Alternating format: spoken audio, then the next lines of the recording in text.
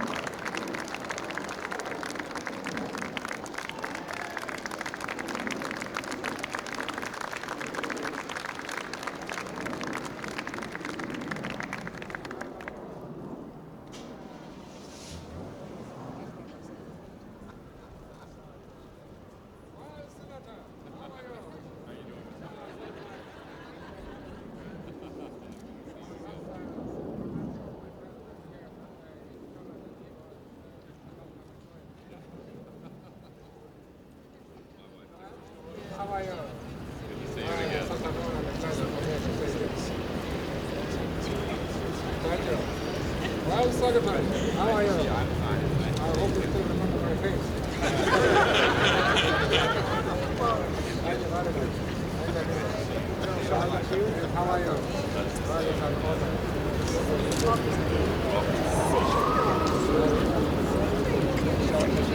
How are you? I'm honored. Thank you very much.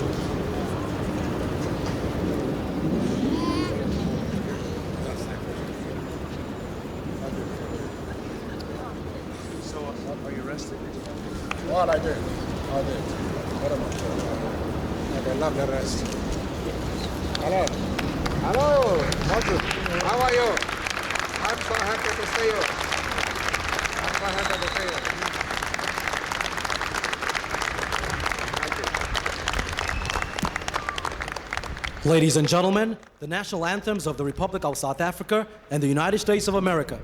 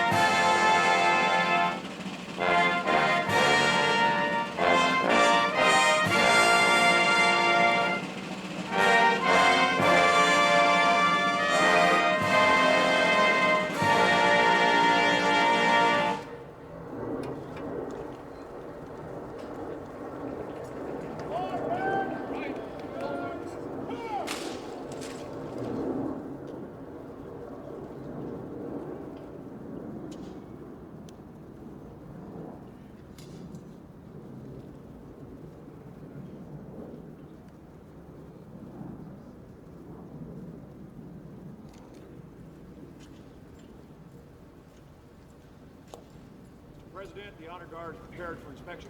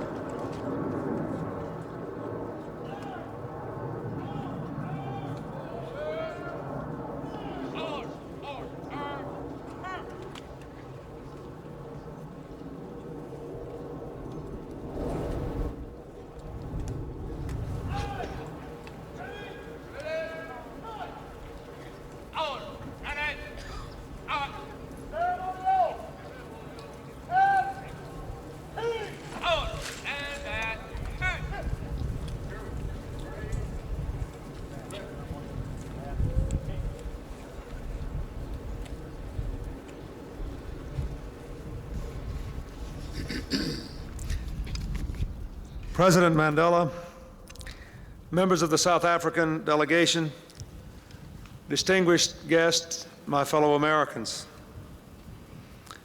We are here to welcome Nelson Mandela back to the United States, but first to the United States as the President of his nation.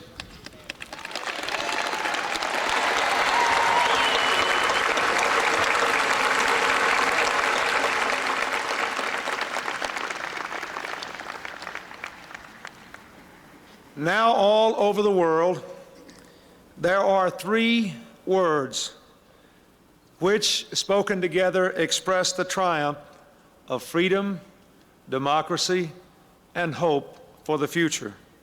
They are President Nelson Mandela.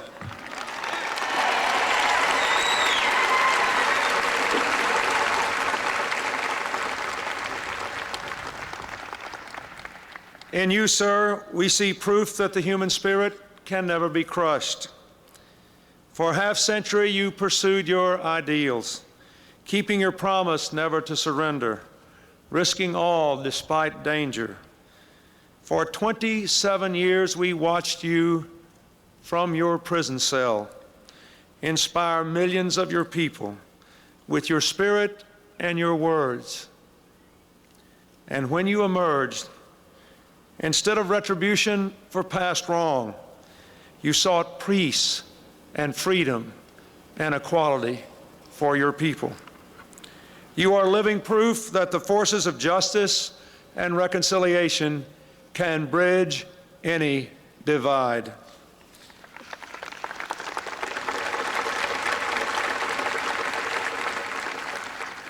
Every day you teach the world that those who build triumph over those who tear down, that those who unite can actually prevail over those who would divide.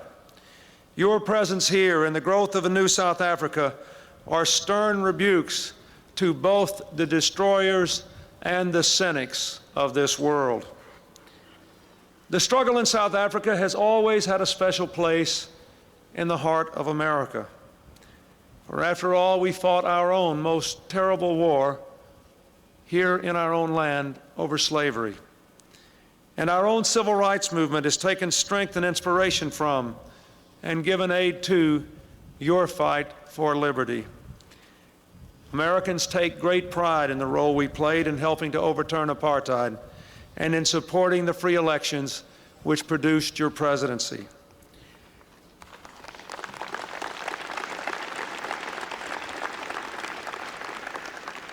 Now we are working with you to build the new South Africa. The challenges you face, poverty, joblessness, homelessness, the despair born of long years of deprivation, are as large as they are difficult.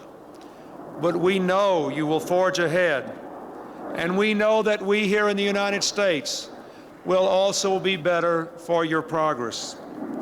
For a thriving South Africa, spurring greater prosperity throughout the region, opening new markets, that makes us more prosperous too. And a stable and democratic South Africa, working with its neighbors to restore and maintain the peace, that makes us more secure as well.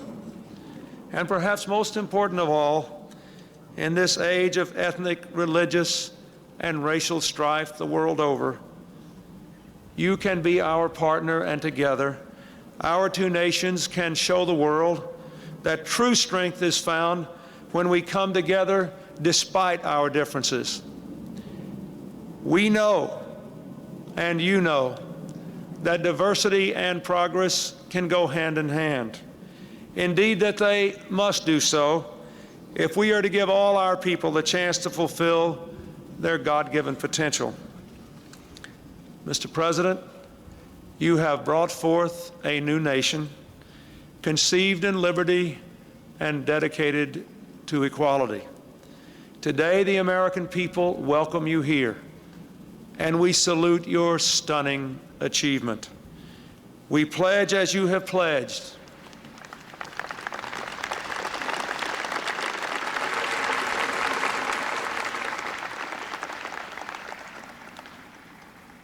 We pledge, as you have pledged, that we will walk every mile with you and that we will not grow weary on the way. I say to all of you here, in Nkosi Sikelel, Africa, God bless Africa, and God bless America. Mr. President, thank you very much. Thank you very much for the wonderful work you've done.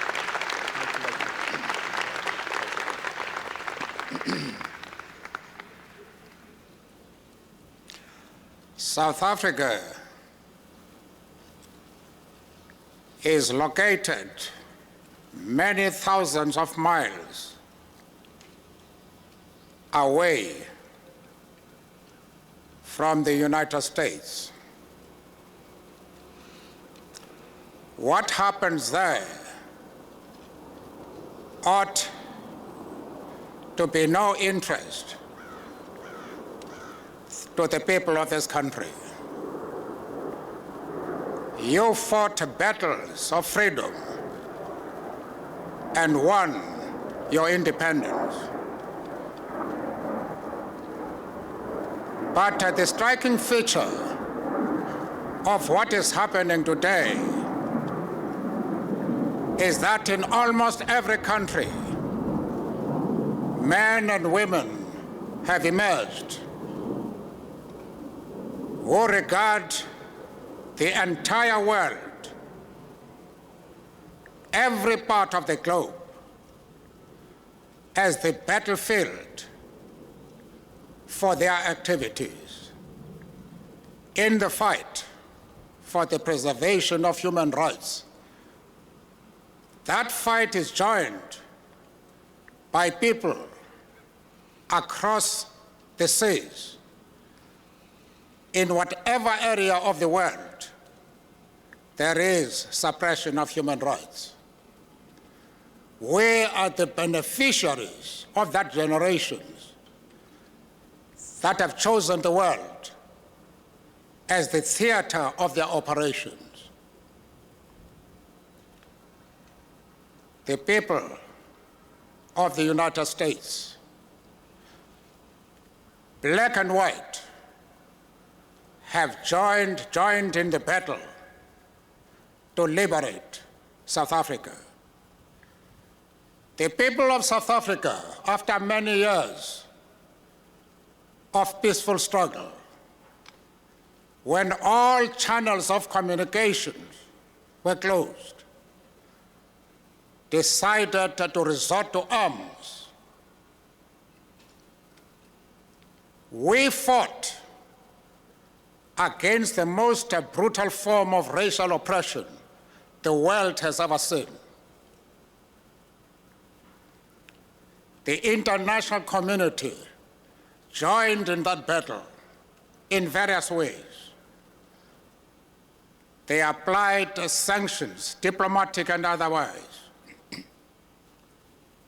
They put a lot of pressure on the South African regime to abandon apartheid.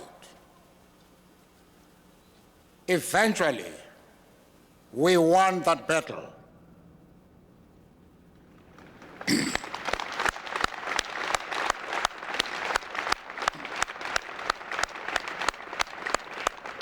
That victory was your victory. We have now opened a new battle line. The fight against poverty, against hunger, against joblessness, against homelessness, against disease, illiteracy, lack of electricity, of running water, of health care. It may prove to be a more difficult battle than the one we fought with arms and other pressures. It needs, first and foremost, resources. I have said before albeit in a light vein, that here the wealth of the entire universe is concentrated, and that I will not ask for donations. I'll ask for your checks so that I can write out the amount I want.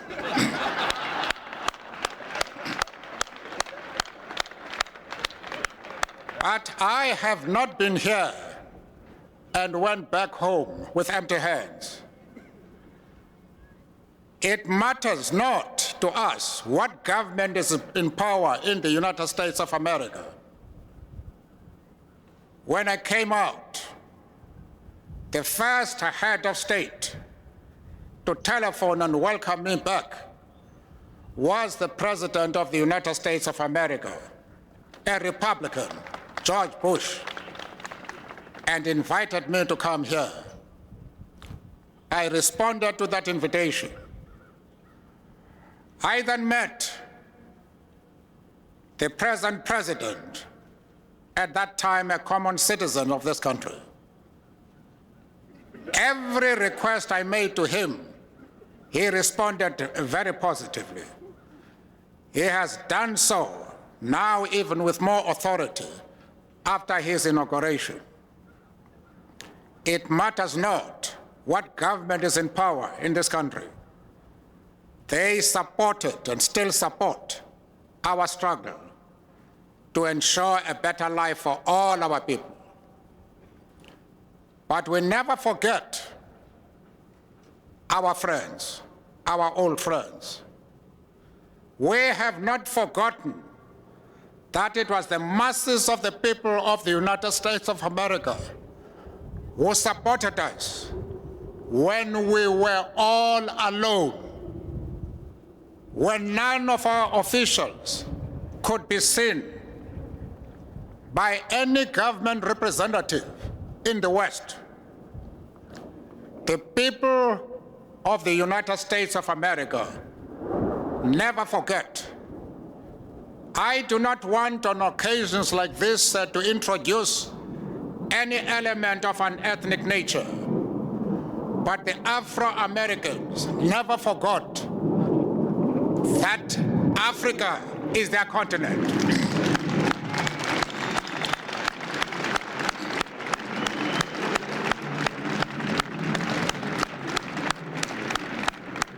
And wherever we went, they opened their arms, they opened their coffers, and set the environment for every citizen of the United States of America to feel that this is a battle in which he should participate. And in moments of this nature, we think of all of you, Afro-Americans, because our victory is your victory. We think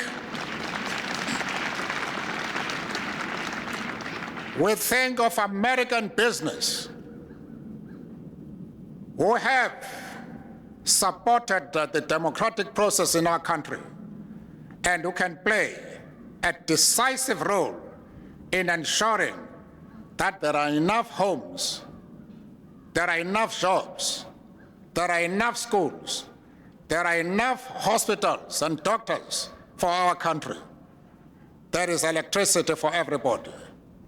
I have come here with a message. People of the United States of America, open your markets to us. People of the United States of America, come and invest in our country. You have no idea how your involvement in the anti-apartheid struggle in our country actually helped to facilitate the transformation. Because the message was, if one of the most powerful states in the world, its citizens, have come to the assistance of the people of South Africa, in particular, the democratic movement led by the African National Congress, its policies must be right to deserve that support. That is the role that you have played, all of you, without exception. And I come here in that spirit, knowing I will not go back with empty hands. I think, speaking in the United States of America, I should quote something I've been quoting in the run-up to the elections in our country. An American, you'll immediately recognize this, has said, "A person who does what all others can do is a normal person. A person who does what only a few others can do is exceptional. But a person who does what no other person has done is a genius, an asset, a national institution. We want men and women who are going to strive to be geniuses in fighting to ensure a better life for all people. And the people of the United States of America have the capacity to be geniuses, to be national assets, to be institutions. I thank you very much. God bless Africa. Thank you.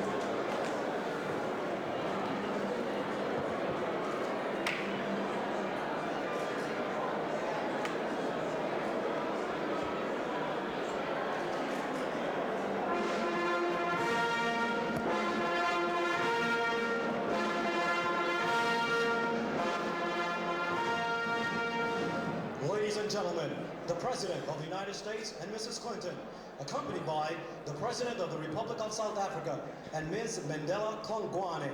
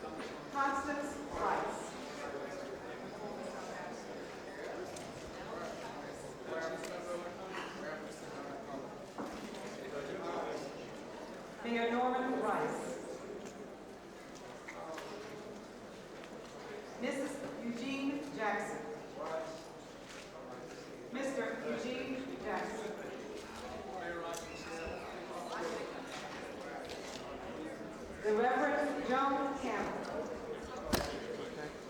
The Reverend Albert Trinidad. Ms. Lucia Griffin.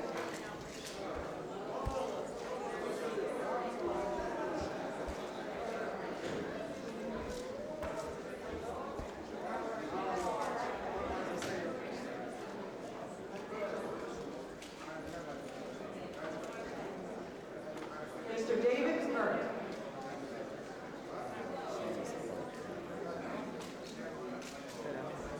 The Honorable Lee Brown.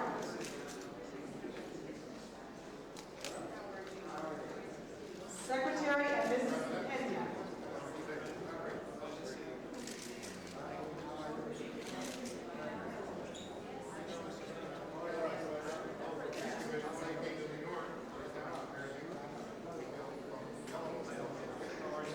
Ms. Kate Whitney.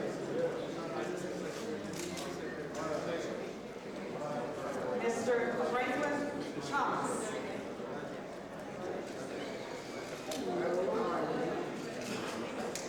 The Honorable Ricky Seidel.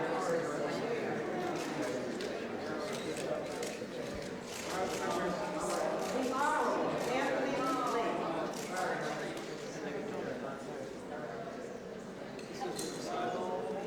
General and Mrs. Shali Kashmir. Ms. Susan Newton. Mr. David Garrett.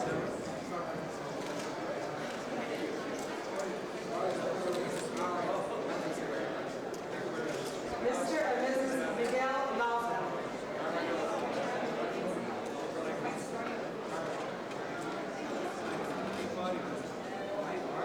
Mr. and Mrs. John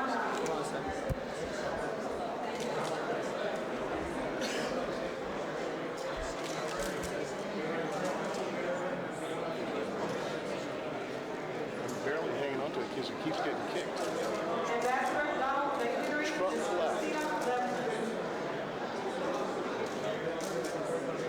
I'll hit him. Truck left. One kidney punch will take him down, really. Mr. and Mrs. Aldridge.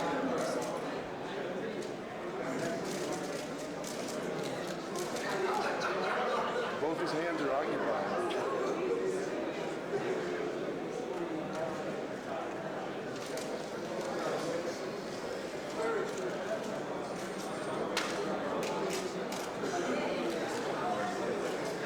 Reverend and Mrs. Jesse Jackson.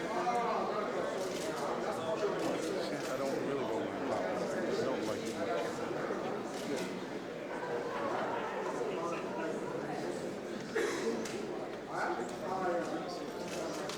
Mr. and Mrs. William Lucy.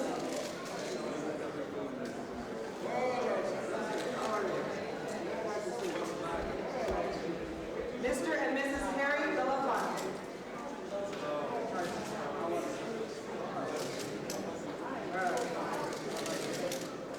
Ambassador Madeline Albright, Ms. Catherine Albright.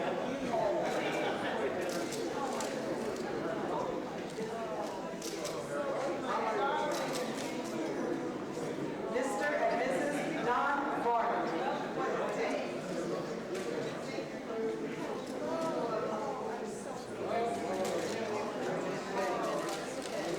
Mr. and Mrs. Richard May.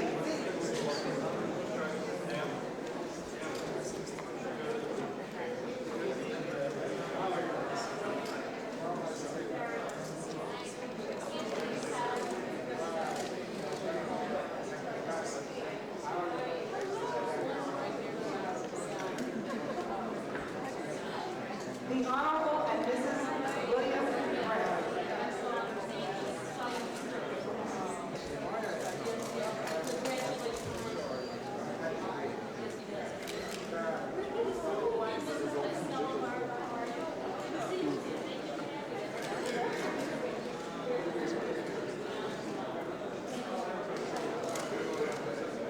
The Honorable Leon Burke.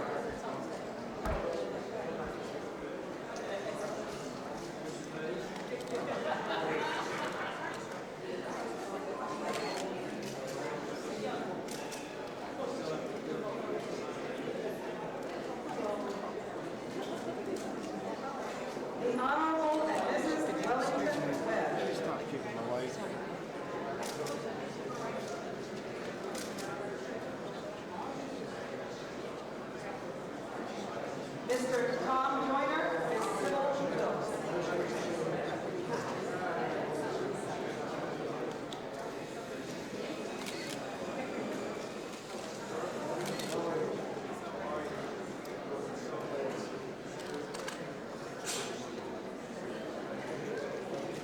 Ms. Victoria Johnston Middlebrooks, Representative Carrie A. Johnston II.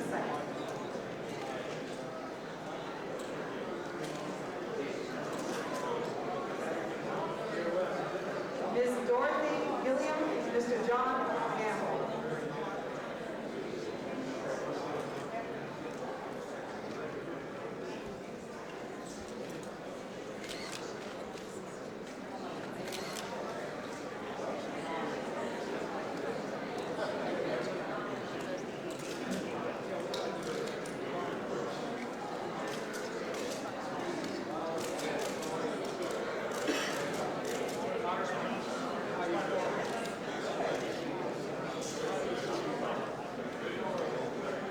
Mayor and Mrs. William Campbell.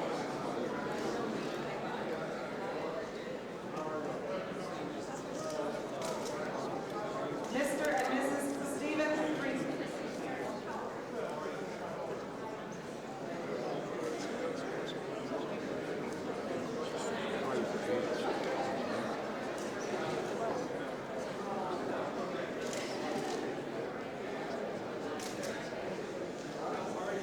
Senator and Mrs. Paul Simon.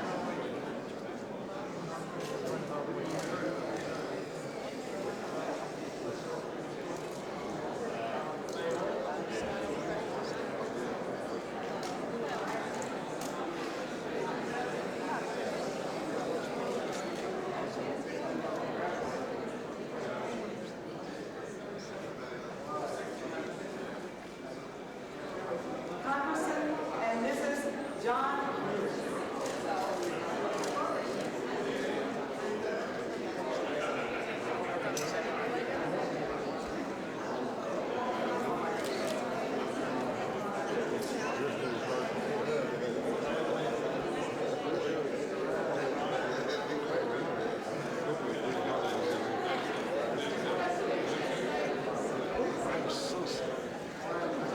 Mr. and Mrs. Clarence Avon. Mr. and Mrs. C.A. Lumasi.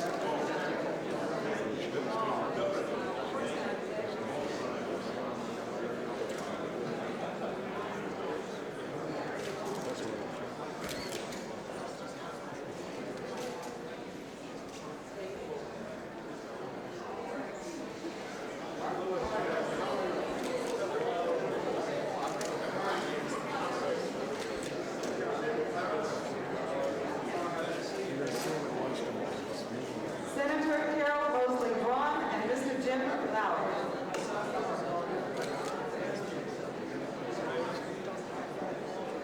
Mr. and Mrs. Ernest Green.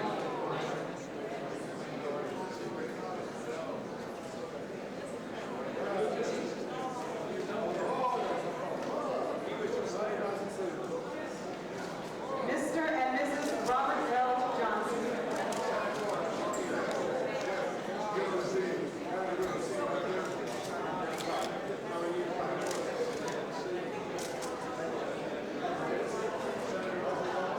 Ms. Nadine Mortimer and Mr. Ronald Becerra.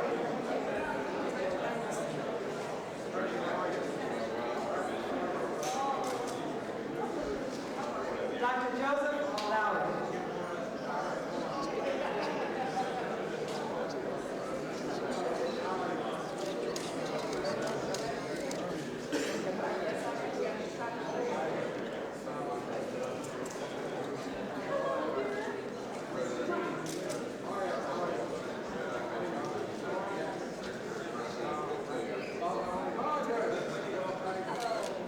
Mr. Blair Underwood and Ms. Desiree Da Costa.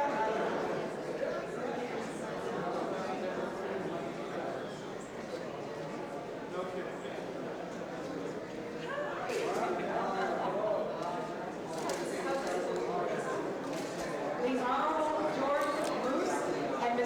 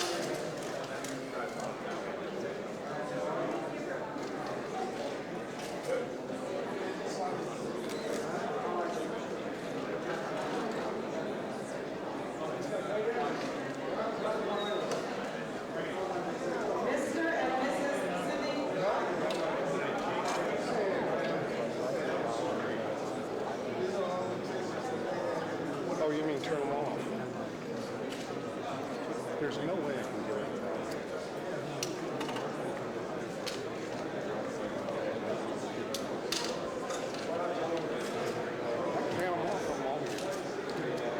Mr. and Mrs. Miles Wood.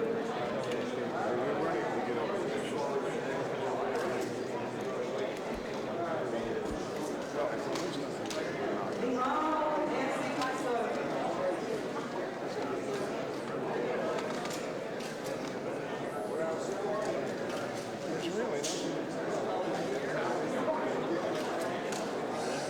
Mr. and Mrs. Dennis Weatherstone.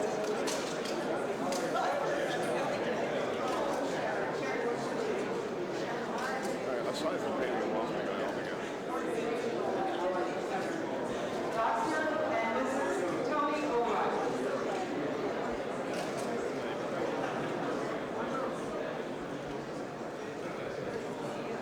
It's awful.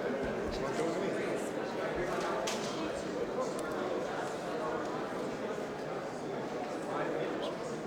Huh?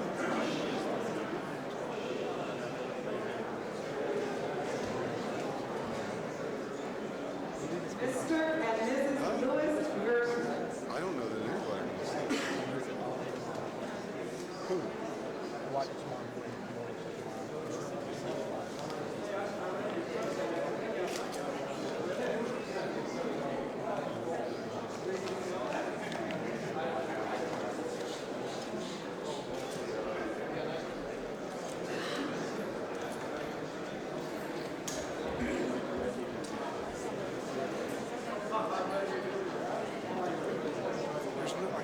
The Reverend and Mrs. Leon Sullivan.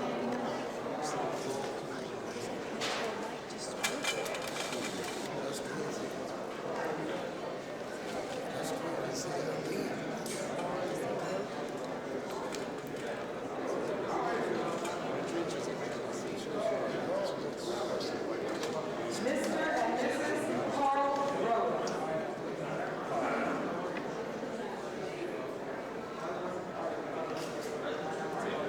I don't see how that's any less than it's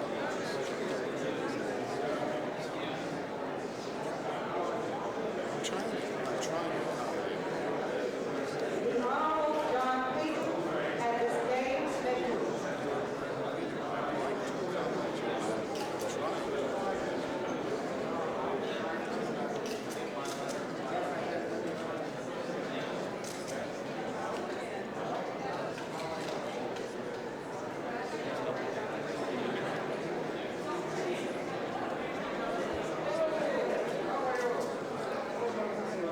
Mr. and Mrs. Patrick Clark.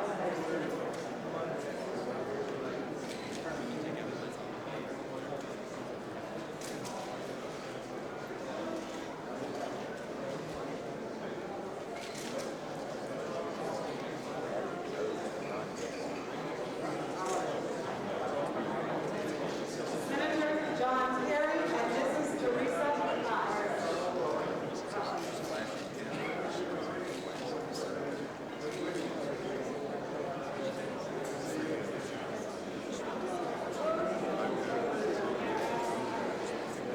Mayor and Dr. Kurt Schmidt.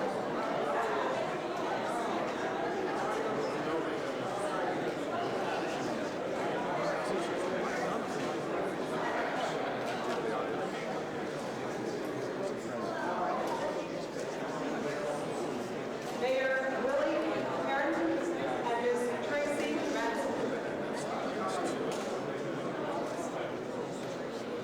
This is very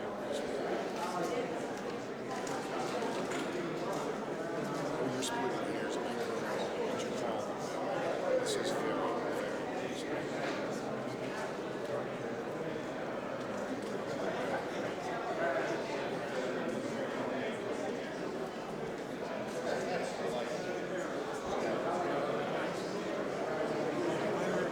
Mr. and Mrs. Dan Radder.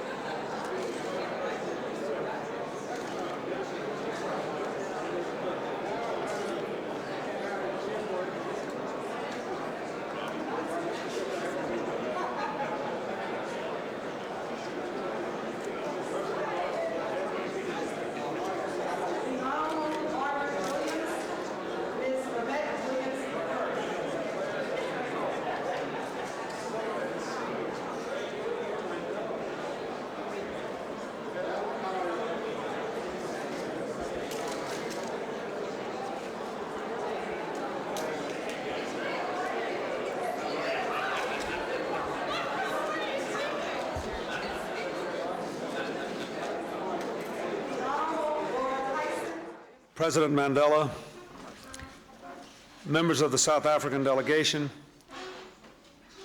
distinguished guests, my fellow Americans. Mr. President, the American people welcome you to the White House on this, the occasion of your first state visit to the United States. You've been an inspiration to the American people.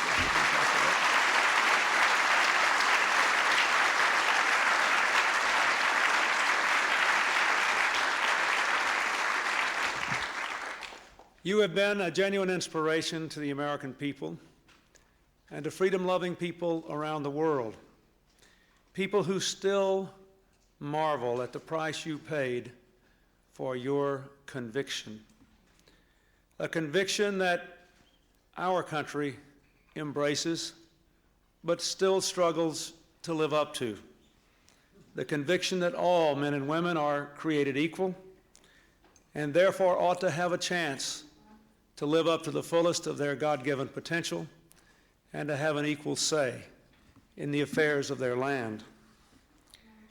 Your captivity symbolized the larger captivity of your nation, shackled to the chains of prejudice, bigotry, and hatred.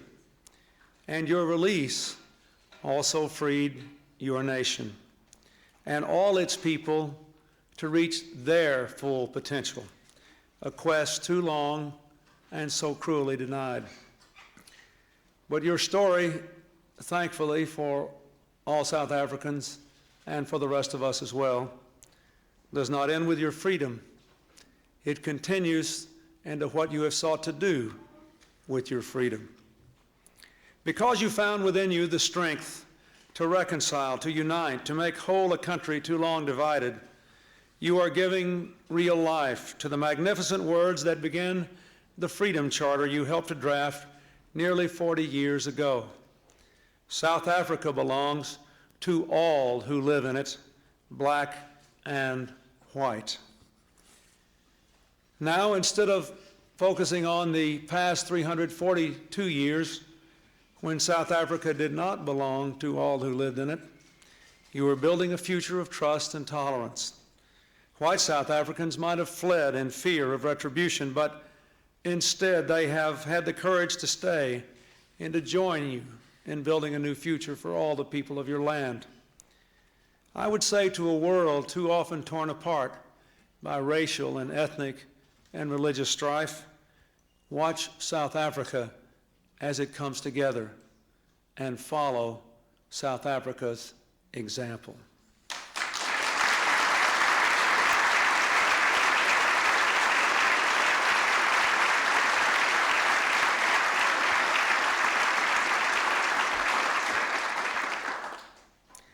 As an American and as a child of the southern part of our country who grew up in a segregated environment and saw firsthand its horror and its debasement of all of us who lived in it, I must add that, as you well know, Mr. President, your presence here has special significance for Americans.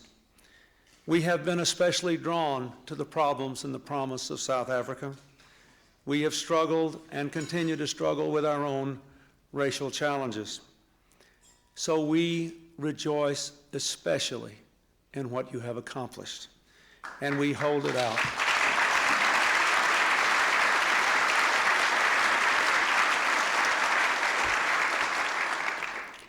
And as we hold it out as an example to others, so we also hold it out as an example to ourselves. Mr. President, I know how proud you are to have your daughter Zinzi with you on this trip, and I'm proud to have her as my dinner partner tonight.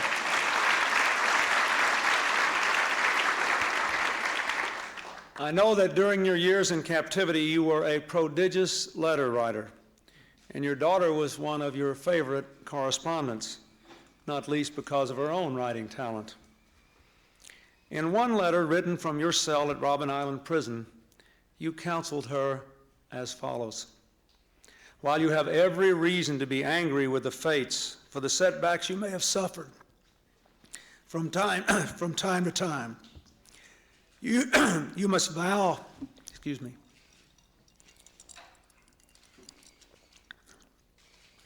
Let me read it again. It's so beautiful it shouldn't be marred by my voice. While you have every reason to be angry with the fates for the setbacks you may have suffered from time to time, you must vow to turn those misfortunes into victory. There are few misfortunes in this world you cannot turn into personal triumph if you have the iron will and the necessary skill. President Mandela, you have shown us the iron will and the necessary skill.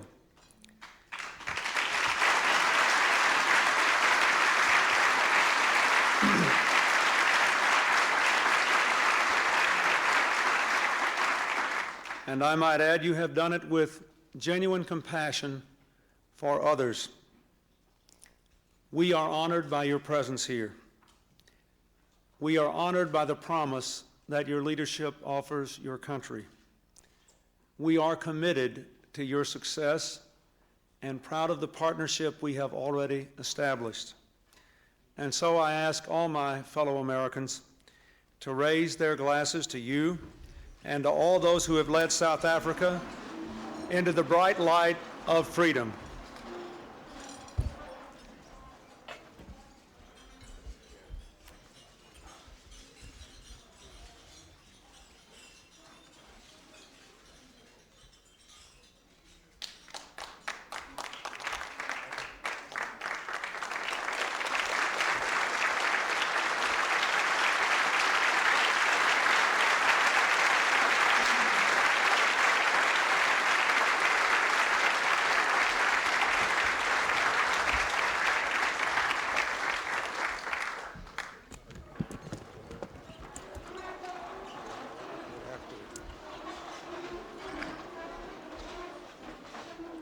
Yeah, that's all right.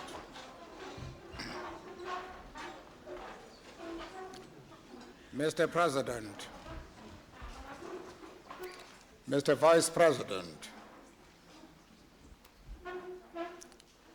honorable members of the administration, esteemed members of Congress, distinguished guests, ladies and gentlemen, as we break bread together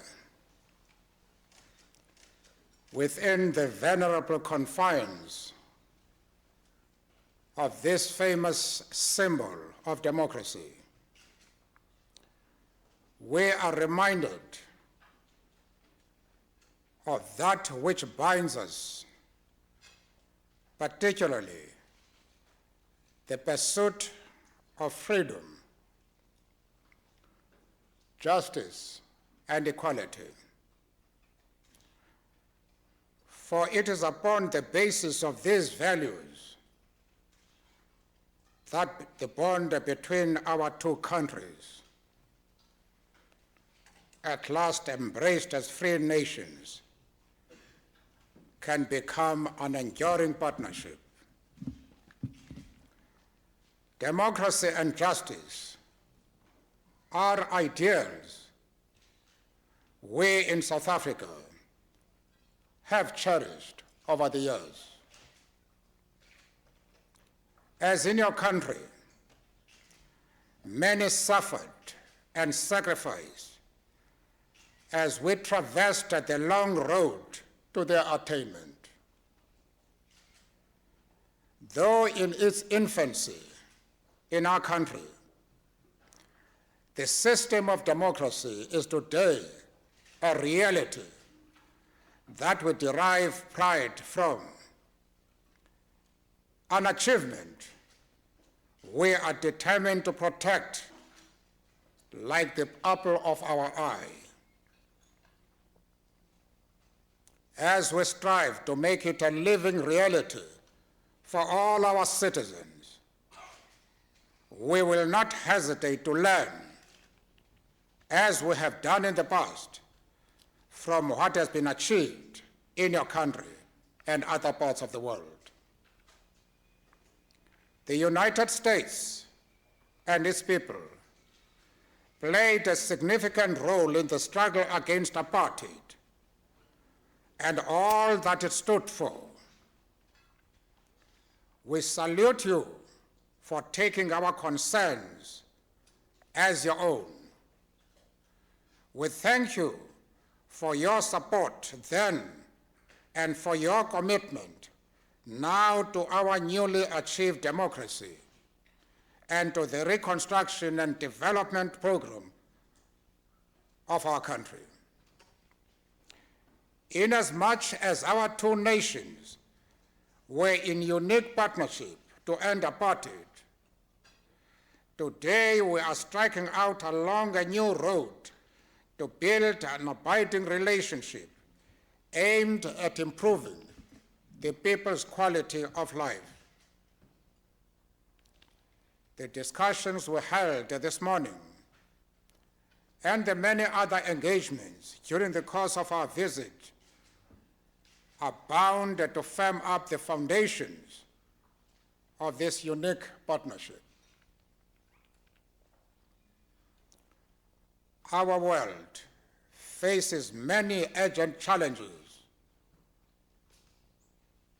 deprivation, conflict, ignorance, environmental degradation, hunger and disease, some on an unprecedented scale.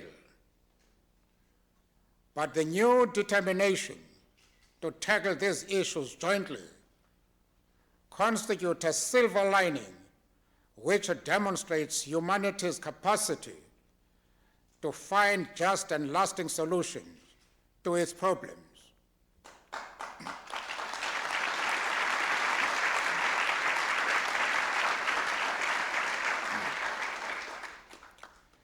It is our heartfelt desire that the bond based on common interest between our two nations will grow ever more diverse and stronger. Among the most pressing issues in this regard is to consolidate cooperation in pursuit of stronger economic ties, advancement of human rights, and preservation of the environment. Mr. President, my government and the people of our country look forward to a most constructive period in our relations, including an official state visit by yourself to South Africa.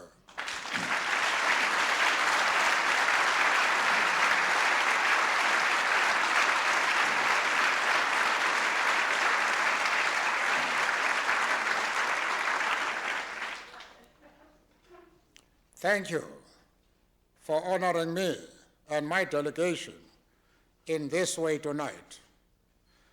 I hereby propose a toast to the President of the United States of America, to the people of your country, and to ever stronger relations between our two nations.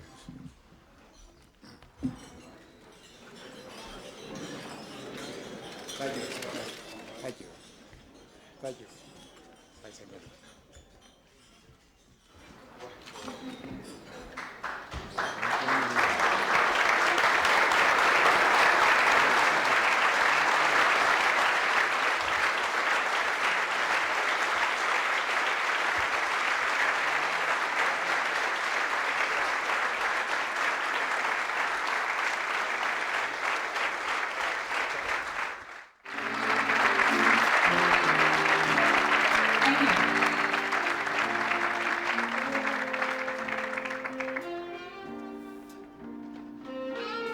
Good morning or evening, friends. Here's your friendly announcer. I have serious news to pass on to everybody. What I'm about to say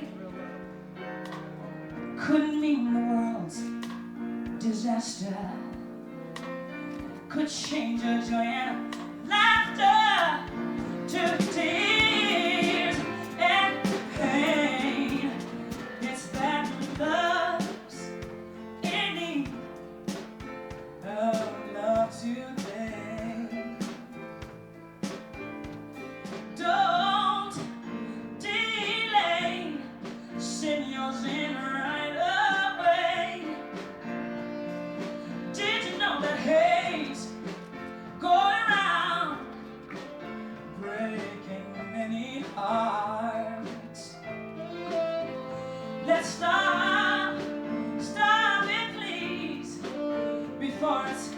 gone too far. Yeah.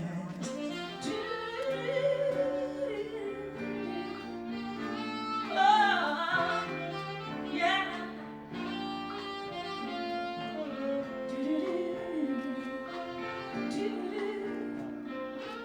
The force of evil plans to make you wish possessions, and it will, if we let it, destroy everybody. So we all must take precautionary measures. If love and peace you treasure, then you'll hear me when I say, oh, I say that love's in need of love today. Come on, don't delay, just send your sin right away. Did you know that hate is going round? Lord is breaking many hearts. Oh yes it is.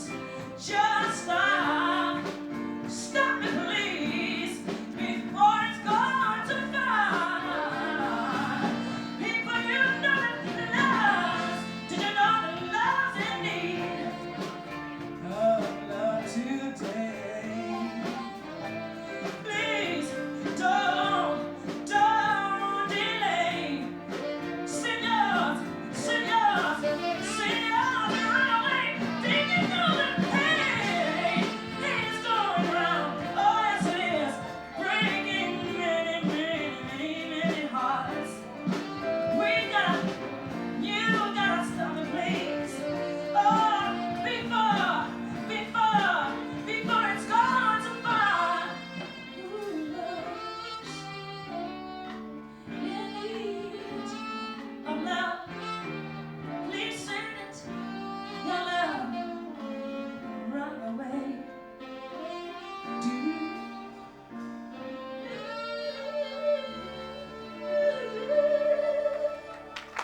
Thank you much.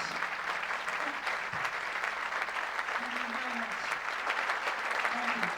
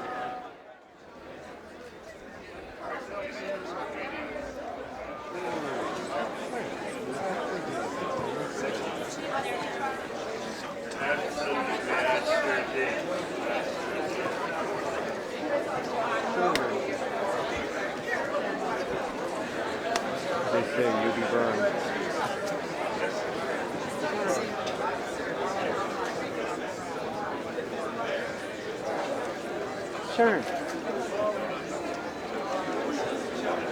Hello, Mr. President. Yes, he did. Thank goodness he did.